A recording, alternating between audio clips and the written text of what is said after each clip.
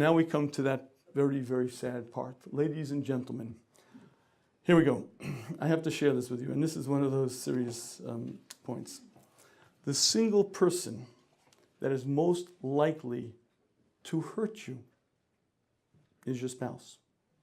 The single person who is most likely to get you more angry than you've ever been in your life is your spouse. And in many cases, if the marriage isn't going so well, the most likely person that you're ever going to hate and hate deeply is your spouse. Now, why is that? Why is that? I mean, we're not shared. We're not made for each other, right? No, I'll explain to you why it is. In this thing called marriage, he and she are both vulnerable.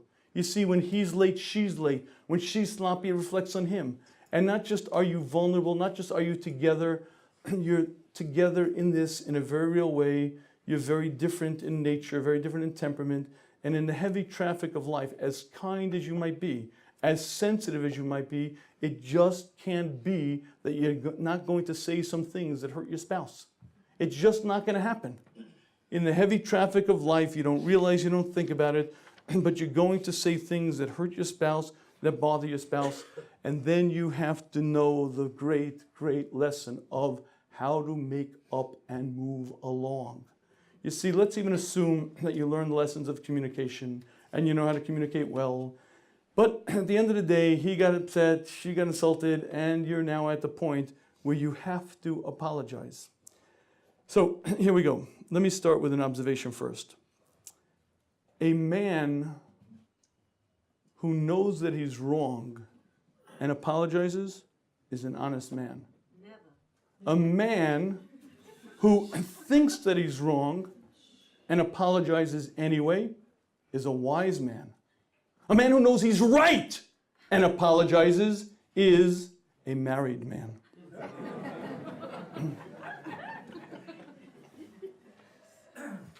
Did you ever find yourself, gentlemen, in a case of saying, I don't know what I did wrong. I don't get it. I don't know what I did. I don't know. I'll apologize if she could explain to me what the issue is. And it's not just gentlemen. Ladies, have you ever found yourself that your husband got really, really ticked? Really, really upset, and for the life of you just don't get it. You can't figure what is, I'll gladly apologize, I'll gladly I just don't get what his issue is. Okay, why is that? Why is that husbands and wives so often don't get what bothers the other? So I'll explain to you what it is. Here's the rule. The rule is don't argue in front of your kids. Don't argue in front of your kids. Now, number one, don't argue in front of your kids because it's damaging, it's destructive. Your kids will see you fight, they won't see you make up, and they don't realize the center of their universe seems to be unraveling. So don't do it. Go to the bedroom when no one's around, put on that sound machine, and you got what to say it there, but don't let your kids see you fight with your spouse because, again, it's damaging to them. But there's another reason why you shouldn't fight in front of your kids. The second reason why not to fight in front of your kids is because your kids are going to say, wow, mommy and daddy are acting just like us. They're a bunch of kids. They're a bunch of kids. Don't fight in front of your children because you're going to be fighting about the most petty, silly things, and your kids are going to identify themselves as more mature than you, and they'll be right. You ever notice that couples fight about the most trivial, nonsensical, small, tiny, it's not the big issues. It's always the tiny stuff, always the little things. Why is that? So you have to hear this. The first rule of apologizing is understanding that it's never the issue. It's never the coming late or the bouncing the check or whatever. It's about the feelings behind it. I'll make it simple. You came 10 minutes late to pick up your wife, and it's winter, and she's sitting there shivering, kind of shivering, and after 10 minutes you get there, you pick her up, and you say, hi dear, how you doing? And she's clearly not doing so well. What is her problem? So 10 minutes, big deal. Listen, I had a client, you know what's important, so what's the big deal? So just understand what the big deal is. The big deal is that for the past 10 minutes, in her mind has been following the following tape. Why am I sitting here in the cold? Doesn't he care? Doesn't he know I'm shivering?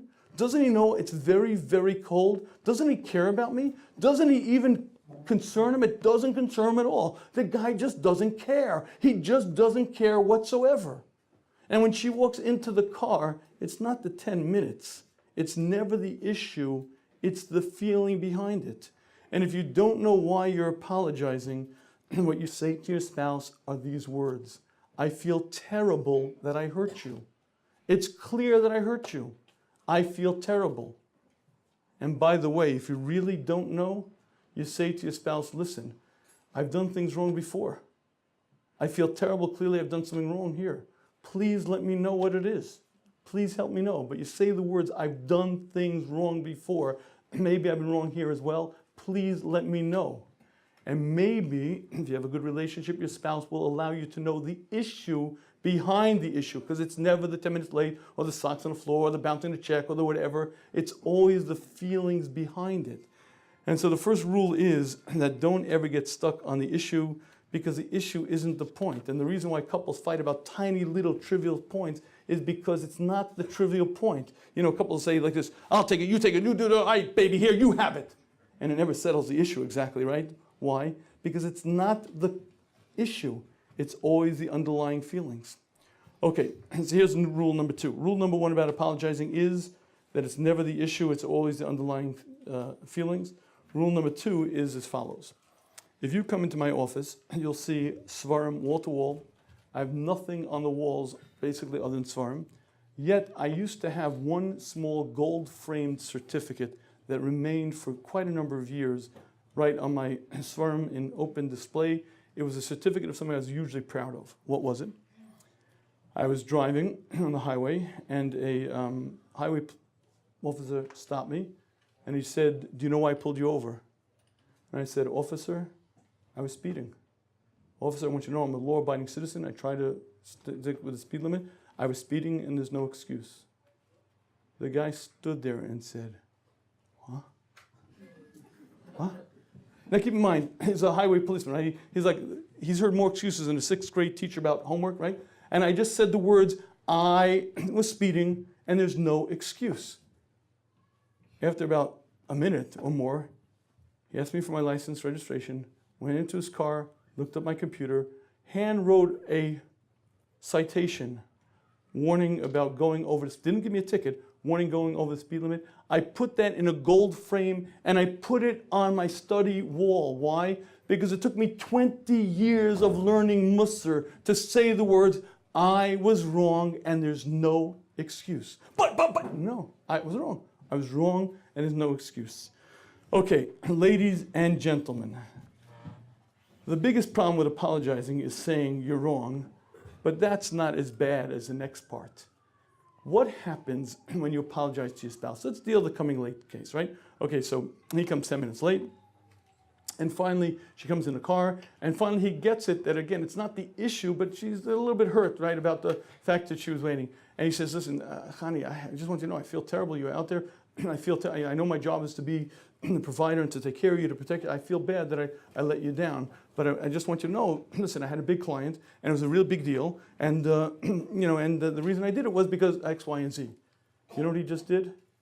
He ruined a good apology with a but. Because what does she hear? What a creep.